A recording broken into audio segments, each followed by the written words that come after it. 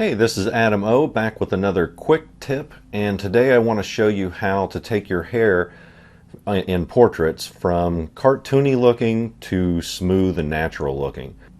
So as you can see here, I've drawn in all the hair the way an artist would normally draw it, like an average artist.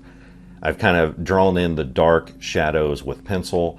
I've blended them out with a blending stump, but it still looks too wiry. And to fix that, it's the easiest tip ever. You just take a blending stump, you smear that around. You can see in the bottom left-hand corner of the video, I've got a big clump of extra soft charcoal on scrap paper. So I just load up that Q-tip with that by just scrubbing it in that blob.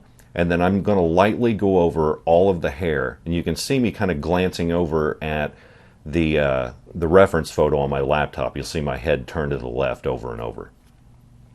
All I'm doing is looking at the reference photo and picking out these softer and darker shadows, and I'm just going to try to mimic those on the drawing itself.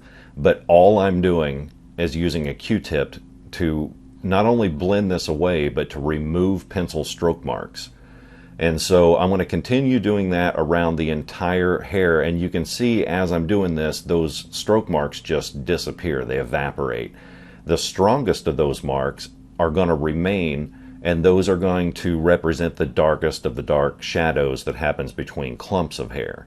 But what our overall goal here is to get rid of all the small little stroke marks, like the hundreds of them that make it look like we've tried to draw in individual hairs. We want those gone.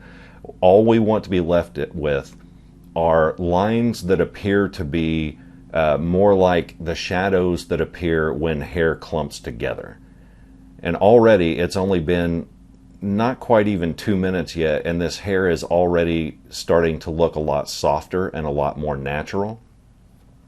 Then whenever I'm done with this entire thing, all I'm going to do is go back over it with a thin eraser. I use a Tombow eraser, which is a 2.33 millimeter eraser. You can use a kneaded one or whatever you can use that gives you a sharp point, a really sharp point.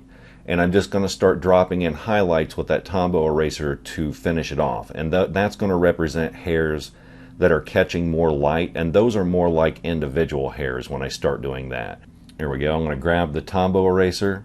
I pull it across that paper in order to remove any charcoal that's on it from previous work, because I need this to be clean.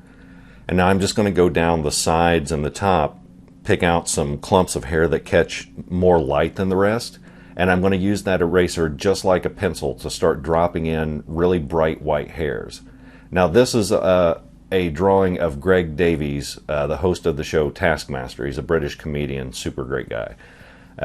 He has graying hair, so he's got the sides of his hair is real brighter compared to the top of the hair, and so I need to put more stroke marks and more white marks on the sides than I do, the top and the middle.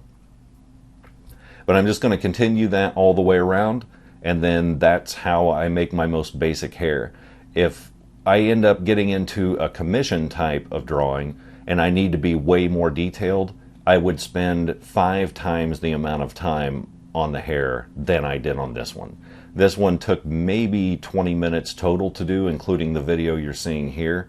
In an actual commission type of portrait that I'm doing, I would spend several hours on hair to make sure that it's way more realistic than what this is. But as you can see, just with about 20 minutes of work and a very cheap trick with Q-tips and Tombow eraser, this looks pretty realistic for the time that we put into it. So I hope this helps.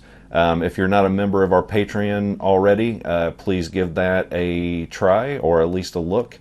And if you're not subscribed to the YouTube channel, please do. I'm trying to build up some viewership, because the more viewers I have, the more chance I have to continue doing this, because right now I make no money from it. This is all free. So the more people I have watching, the more of a chance I have to continue doing videos like these. Again, thank you so much for watching, and I'll see you on the next video.